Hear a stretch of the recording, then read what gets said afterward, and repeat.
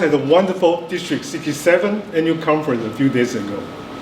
It was a reunion after 3 years pandemic, and also was a fun event with great speakers, evaluators, and other important and fantastic programs. For those who have attended the conference this year, I bet you will attend next year's conference in Taiwan. Yes. And for those who missed the opportunity this year, please make your effort to attend next year's conference. I guarantee you will make your money and time worth, and you don't feel regret for your choice. No matter whether you have attended a conference this year or not, when seeing a passionate and skillful speaker on the stage to give a speech with all the focus and spotlight on him or on her, are you thrilled to give a speech? Yes. Do you wish you were the person on stage? Unfortunately, I don't enjoy spotlight in public. From a scale from 1 to 10, for how motivated you are to give a speech in public, I'm probably only at 5.1. Well, that means I'm not motivated to give a speech in public, though I enjoy watching people doing it. Should I feel embarrassed? No. Or does my life become less colorful than those who are motivated to give a speech in public? No. Or could there be something else I feel more passionate about? Here, I'm going to tell you a different story for the annual conference from my perspective. For a conference with a few hundred attendances, but definitely requires lots of people's effort for a few months, if not a whole year to prepare. A good conference should have an easily accessible venue with good facilities, a smooth logistical flow, well-organized programs, and good food, and so on, right? And just like the speech evaluation can help the speaker to improve, an annual conference evaluation can do the same thing to help the future conference to become better. With due respect to those people who work very hard to prepare this year's conference, I would almost give the conference a perfect 10, if not a disappointing check-in process. When arriving at the venue in the morning of first day, I saw the small front lobby was packed, roughly with 100 people. People were waiting to pick up their badges, but there was no queue.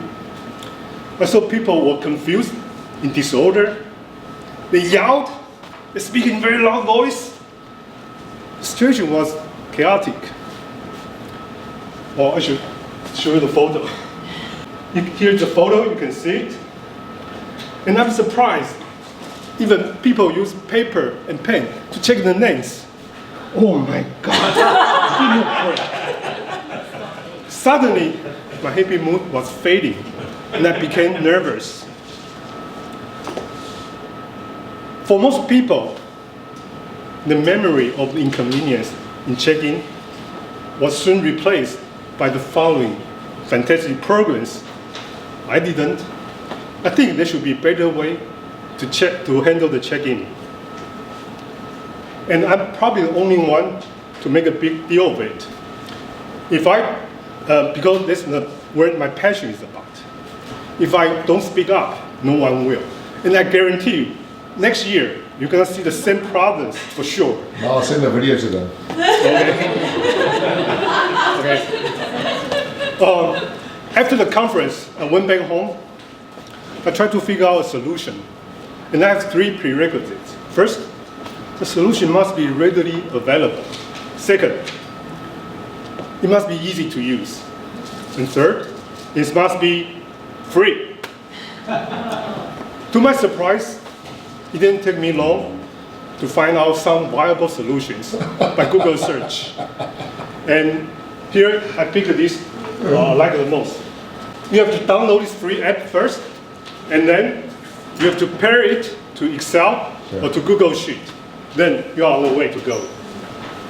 You see how it works? Let me show you. Say, if you have 5 attendants, all of them already download the registration QR code to their phone. And you can scan their QR code to make check-in. Okay? So first one is Chao, number 1. Then you make the scan.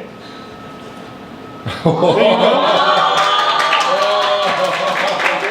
And the second person came, you do the same.